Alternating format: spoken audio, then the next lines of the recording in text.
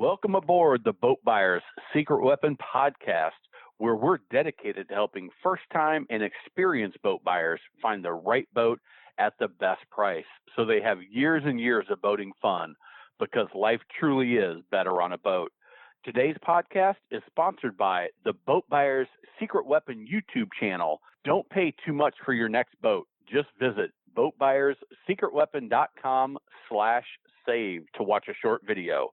Now, let's hop aboard and have some fun.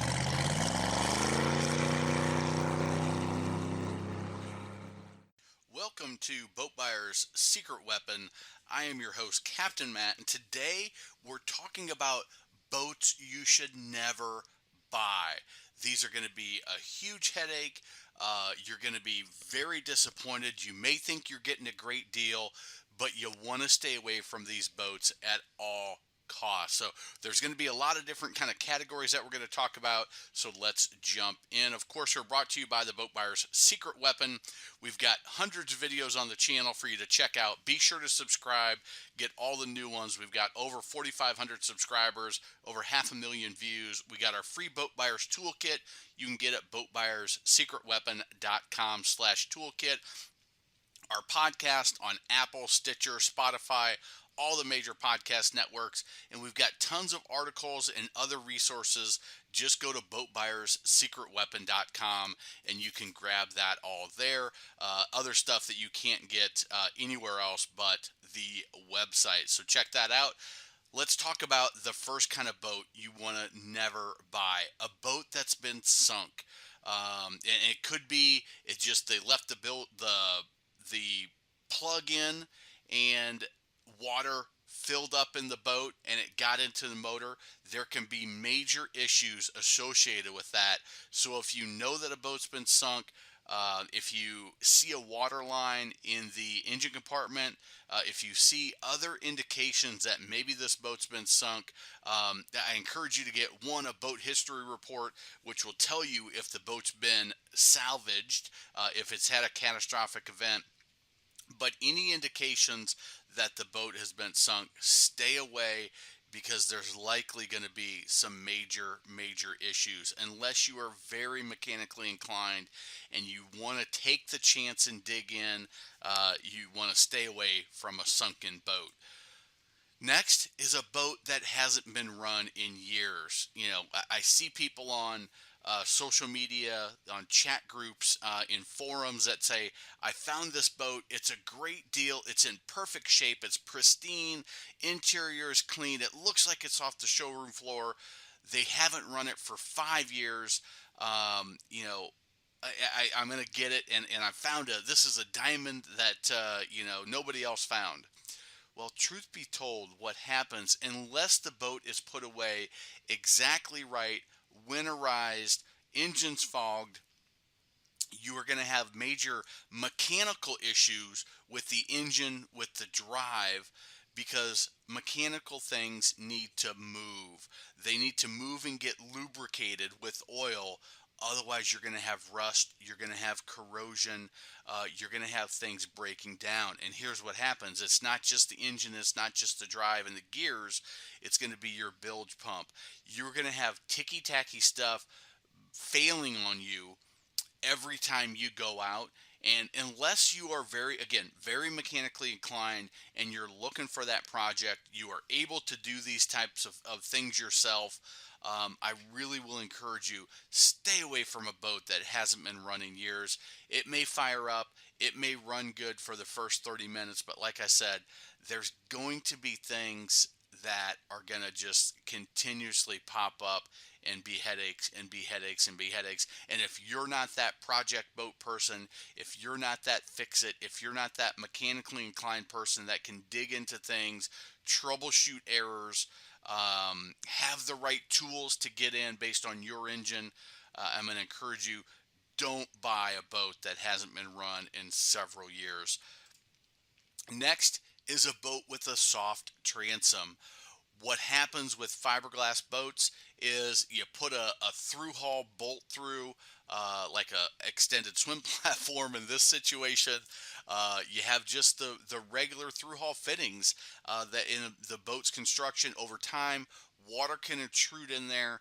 It can get up in the wood that is the basis of the support for that transom.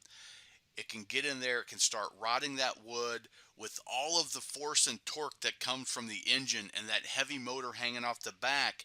What can happen is that can get soft, and you can have exactly what happened in this picture.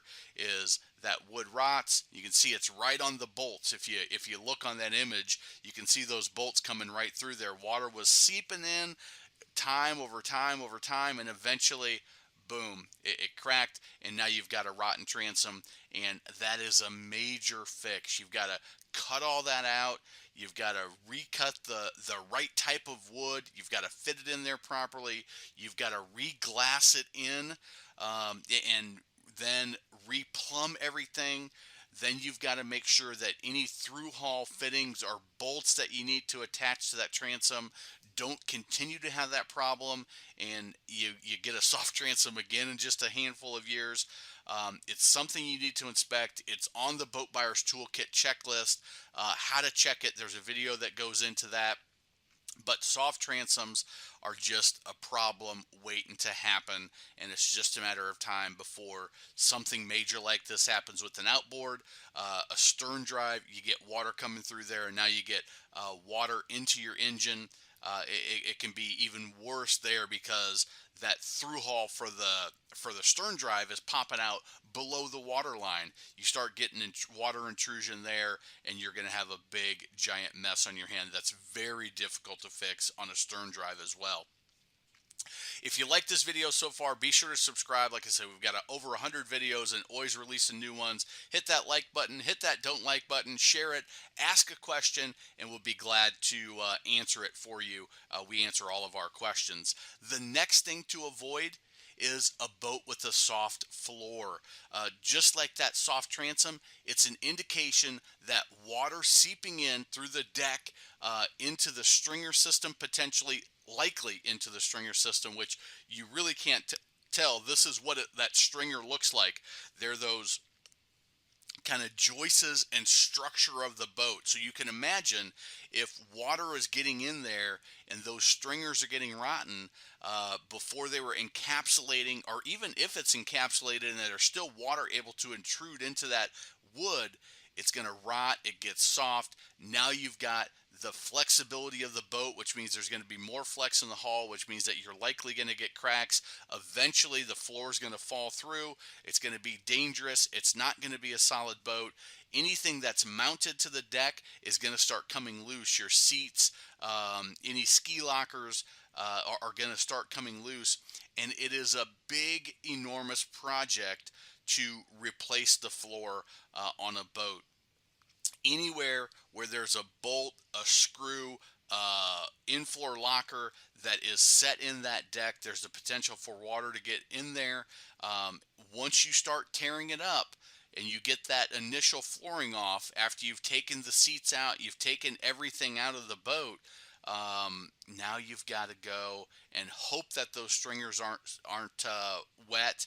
If those are, now you got to tear those out. You've got old fiberglass. You've got all of the wiring harnesses. You've got all of the steering cable, the shift cable, all of that, the fuel tank. Depending on the type of boat that you're looking at, you've got to address all that, rerun everything, put in new stringers, preferably glass it, put in your new deck, glass that down.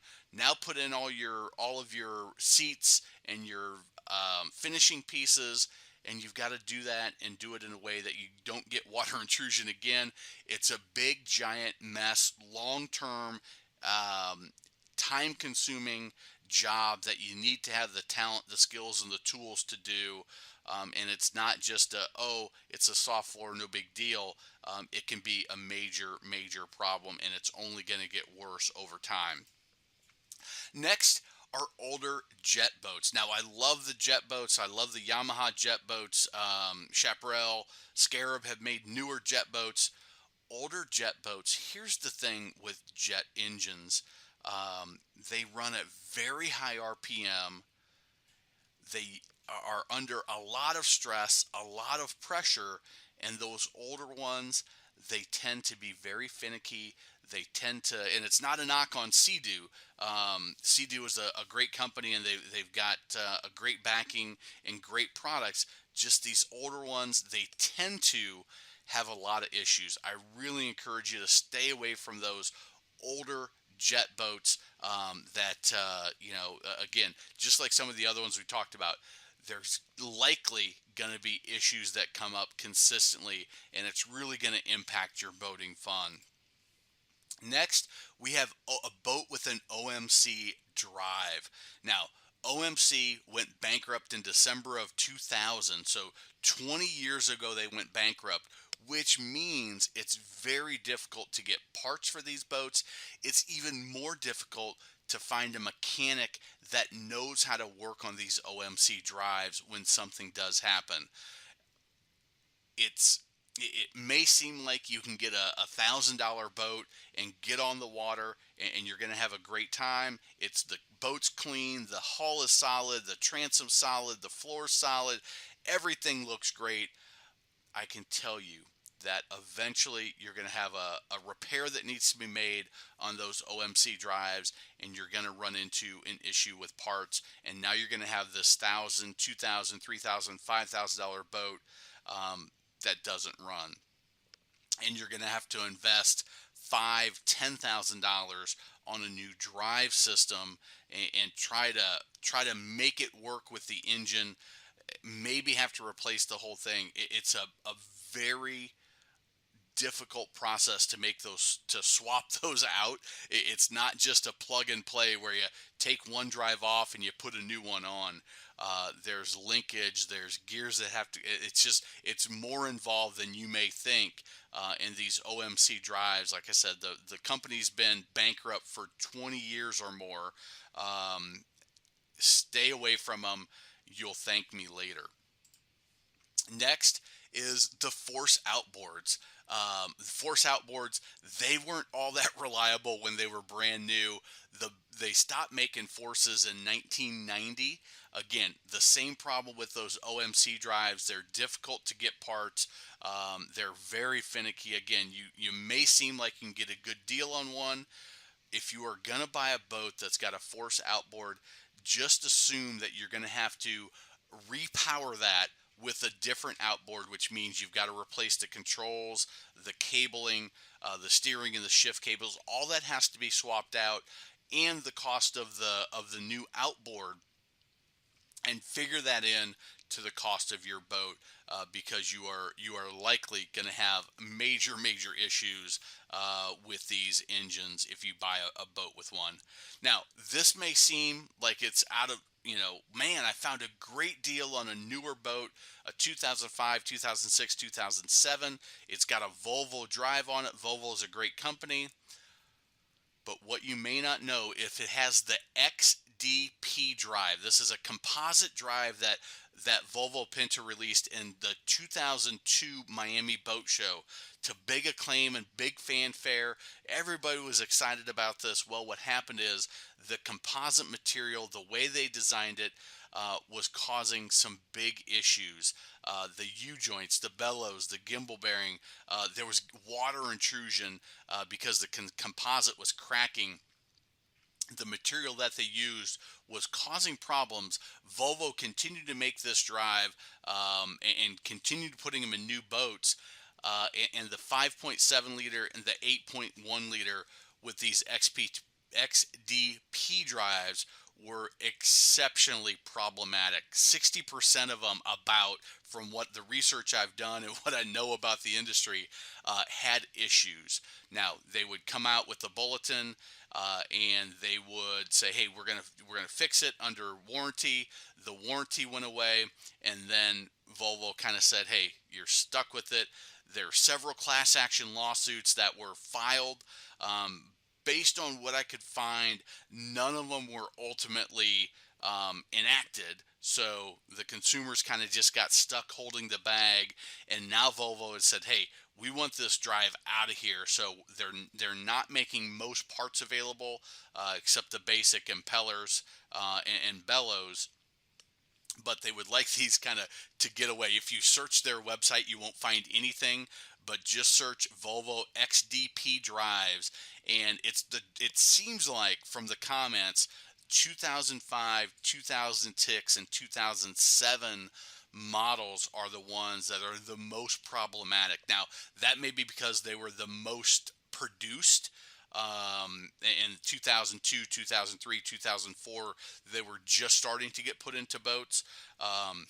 But stay away from this drive. Plan on, if you find a boat and it's got the XTP drives on it, know that you're going to have to replace them, and figure that in a new Volvo drive. There's going to be some modification that needs to be made, some adapting that needs to happen. But from estimates, it's going to be 8 to 15,000 per drive, from kind of what I've found. So stay away from these. If you see I've seen, I had a '07 Four Winds that was a beautiful boat, great condition, low hours, and it had this drive on it. I ultimately had to tell the seller that wanted me to sell it for him, listen, I can't in good conscience sell this boat to anybody because this drive is going to be a nightmare for him. Everything about the boat was fantastic. A nice 27-foot Four Winds. I can picture a navy blue and white, gorgeous boat, but this drive was a nightmare waiting to happen, and basically just sticking somebody with a very, very expensive repair on what seemed like a great boat. So stay away from that. If I kept you from buying it, this video just saved you $15,000 or more. So stay away from those, and you will thank me. Again, this was brought to you by Boat Buyer's Secret Weapon. If you haven't, grab that toolkit, the inspection checklist, the questions to ask. It comes with a boat ownership calculator to calculate the cost of ownership in your area for the type of boat you're looking for. There's 2 bonus videos that walk you through the toolkit, walk you through the calculator, and there's another 2 bonus videos that you can only get. They're not on the channel. You'll only get them with that toolkit. Check out the podcast on Apple, Stitcher, Spotify, the articles, Boat Buyer. Just Google Boat Buyer Secret Weapon, and you'll find a ton of great information there. Subscribe to the channel. You will find a lot of great information. We're always releasing new videos. Just hit that red button there to subscribe. Again, the toolkit is at boatbuyerssecretweapon.com/toolkit. And YouTube has recommended a couple videos for you that I know you will enjoy and get value out of. Thanks a lot, and we will talk to you next time. Let's pull up the anchor and run this podcast back to the docks. We'll be back again with another helpful and fun episode next time. If you'd like to be a guest on the podcast, visit boatbuyerssecretweapon.com/guest. And I'll help offer insights into your boat research and shopping experience. Also, we'd appreciate it if you took just 2 minutes to rate and review this podcast on Apple, Spotify, or wherever you get your podcast. It helps others find us so we can help more boaters. If you enjoyed this episode, please share it in your boating groups on social media. They will certainly thank you. And by the way, if you haven't already, grab your free Boat Buyer's Secret Weapon Toolkit at boatbuyerssecretweapon.com/toolkit. And so you don't pay too much for your next boat, visit boatbuyerssecretweapon.com/save for a short video.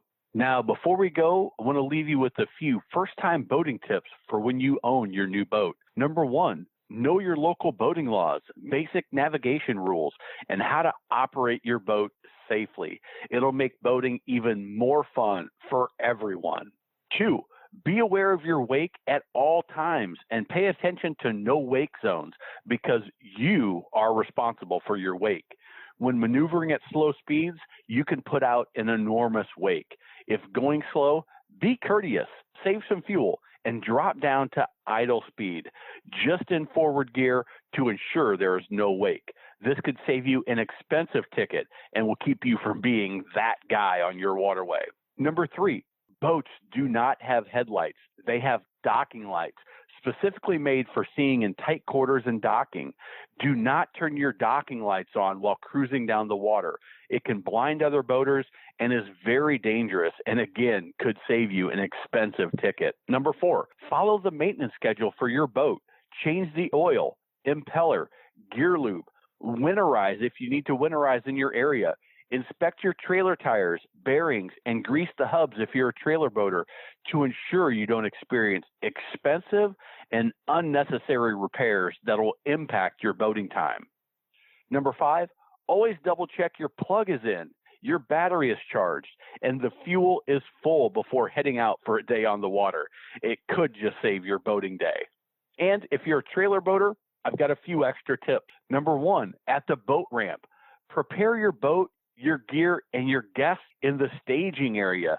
Then, when you're ready, back down the ramp, unload the boat, head to the parking lot, and right back down to your boat to be fast and courteous to your fellow boaters and don't tie up that ramp unnecessarily. Next, use transom tie-down straps when trailing your boat. Very bad things can happen if you don't, and they do happen. 3, check everything in the boat is secure before heading down the road.